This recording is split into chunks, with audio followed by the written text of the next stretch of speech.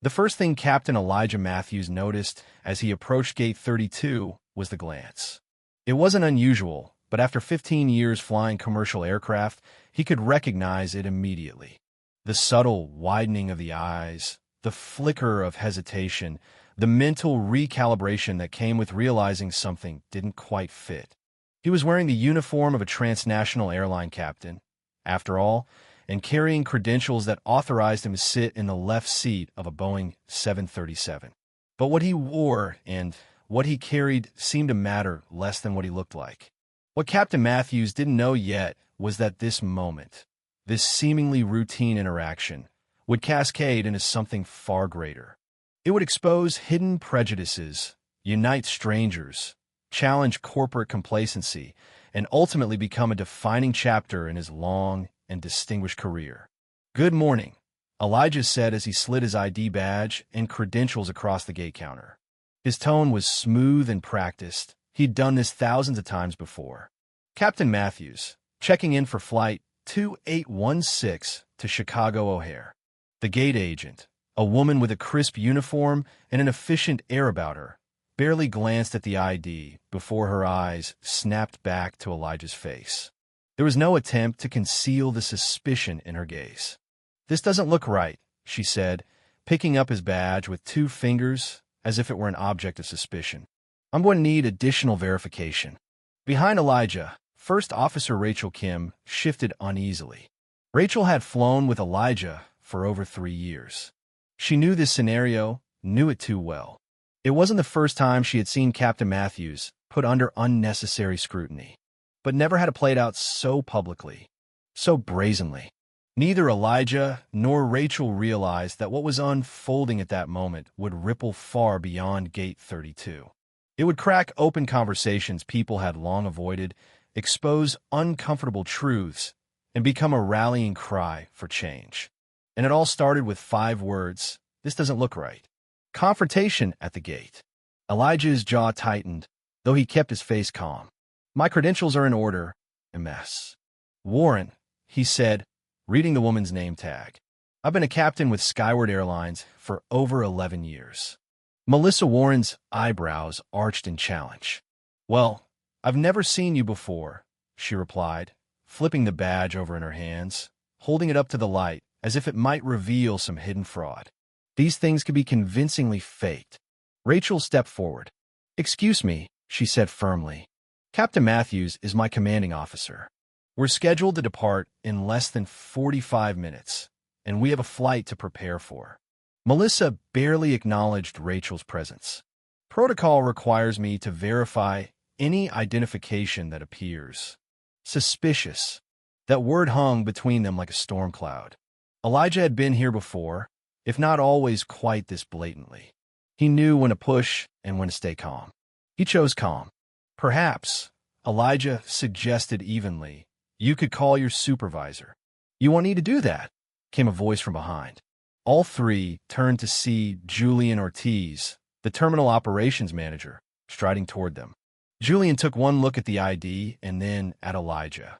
Recognition dawned. "Captain Matthews," Julian greeted warmly. "Good to see you again." He turned to Melissa. "Captain Matthews is indeed our pilot for Flight 2816. His credentials are valid." The color drained from Melissa's face. I was just being thorough," she stammered. "Perhaps too thorough," Julian replied quietly. Elijah nodded once. "Thank you." Without another glance at Melissa, he gathered his things and walked with Rachel toward the jet bridge. In the eyes of witnesses, as they moved past the gate, Elijah became aware of the glances from passengers. Some had witnessed the exchange. A few avoided his eyes. Others stared with open curiosity, and more than a few with discomfort. "That happens too often," Rachel muttered as they reached the jet bridge. "More often than you think," Elijah replied, his tone measured. Neither of them knew that 2 passengers had witnessed the entire incident and would soon play key roles in what followed. Sitting in seat 4A was Gregory Allen, a Skyward Airlines board member flying incognito to assess the customer experience. Watching quietly at the gate had been Naomi Foster, a travel journalist with a growing online following. Naomi had captured part of the interaction on her phone. As Elijah settled into the cockpit and ran through pre-flight checks, he made a decision.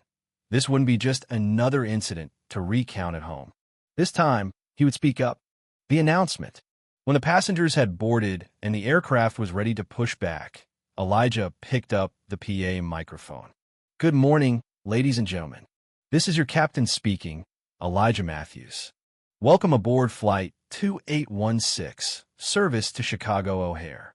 Our flying time today will be 2 hours and 20 minutes. His voice was steady, practiced. But then he paused. "Before we depart, I want to take a moment to thank those of you at Gate 32 for your patience during the slight delay. There was some confusion regarding my credentials. As one of the few black airline captains you may encounter, I sometimes face additional scrutiny. However, I want to assure you I'm fully qualified. I've flown for Skyward Airlines for over 11 years, with more than 18,000 flight hours." There was a hush in the cabin. Passengers shifted in their seats. Some glanced toward the windows, where Melissa Warren stood at the gate, her face red. "I share this," Elijah continued, "not to make anyone uncomfortable, but because representation matters. Addressing unconscious bias matters. Visibility matters." He glanced toward Rachel. She gave him a nod. "Our first officer today is Rachel Kim, an outstanding pilot with 8 years of experience. We both look forward to providing you with a smooth and safe flight to Chicago." As he replaced the microphone, there was a ripple of applause through the cabin. The ripple effect. In seat 15C, Naomi Foster was already composing a post. By the time they reached cruising altitude, it had gone viral. "Just witnessed disturbing racial profiling at Gate 32, she wrote. Black airline captain questioned by gate agent who didn't believe he was a real pilot. Captain Matthews handled it with grace and professionalism, and even addressed it in his welcome announcement. Hashtag flying while black, hashtag unconscious bias, hashtag do better skyward." Elsewhere, conversations bloomed. In seat 7A, Professor Elaine Thomas dabbed her eyes. "Did you hear what he said?" she asked her seatmate, a middle-aged man who had been immersed in his laptop. "Huh, something about credentials?"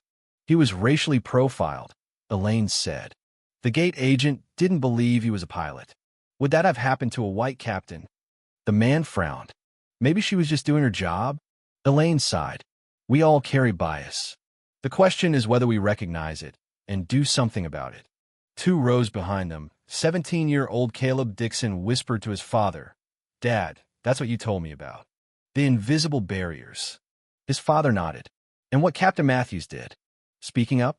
That's how you start tearing them down." A conversation takes off. By the time Flight 2816 touched down in Chicago, Naomi Foster's post had garnered 75,000 shares. Hashtag flying while black was trending. At Skyward Airlines headquarters, CEO Veronica Harris was in an emergency meeting with her executive team.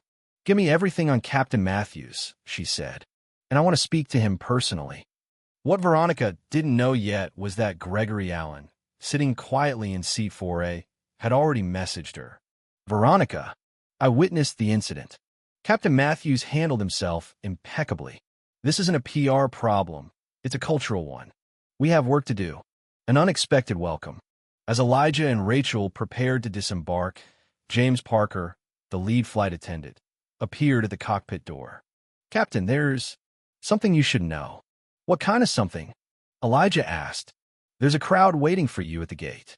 Staff, reporters, cameras." Elijah sighed. "Let's handle it professionally." When the door opened, applause erupted. Passengers reached out to shake his hand. At the jet bridge stood a line of Skyward pilots and crew, led by Captain Daniel Okoro, an old friend from training days. "We stand with you," Daniel said, offering his hand. In the terminal, Veronica Harris approached. "Captain Matthews, thank you for meeting me," she said. "I'd like to speak with you privately." Gregory Allen joined them. "We need systemic change, Veronica," he said. "This is an opportunity, a decision point." Later, in a conference room, Elijah, Rachel, Veronica, and Gregory met. "Captain Matthews," Veronica said, "we want you to lead a new diversity and inclusion task force reporting directly to the board. Elijah was stunned. He'd expected a PR statement, maybe a formal apology. Not this. I'll need to discuss it with my wife, he replied. We called his wife, Dr. Camille Matthews, an emergency room physician. She said simply, "You already know your answer." Meeting with Melissa Warren. Later that day, Elijah agreed to meet with Melissa Warren. She was tearful, ashamed. I reacted, she admitted. I didn't think. I just assumed. Elijah listened. The feeling you had, that something didn't match, that was your moment. You could have questioned yourself. Instead, you questioned me. Melissa nodded. I want to change. I need to. You can, Elijah said. But it takes work. The work begins. Over the next several months, Elijah led Skyward's Elevate initiative. Mentorship programs, inclusive recruitment, and mandatory unconscious bias training. Applications to Skyward's Pilot Academy doubled. Amelia Warren, after completing bias training, became part of the team delivering workshops to new employees. Caleb Dixon, the teenager on Flight 2816, became one of Skyward's first scholarship recipients. The journey continues. One afternoon, as Elijah addressed a group of aviation students, his daughter Maya, now at MIT, called. "Dad," she said, "they're interviewing me about you, about how you're changing things." He smiled. "You're the future, Maya. We're making sure you'll fly without limits." And as he returned to the conference room, where another meeting awaited, he felt a sense of clarity. The sky no longer held the only horizons he would navigate. Now it was about creating a path for others to rise.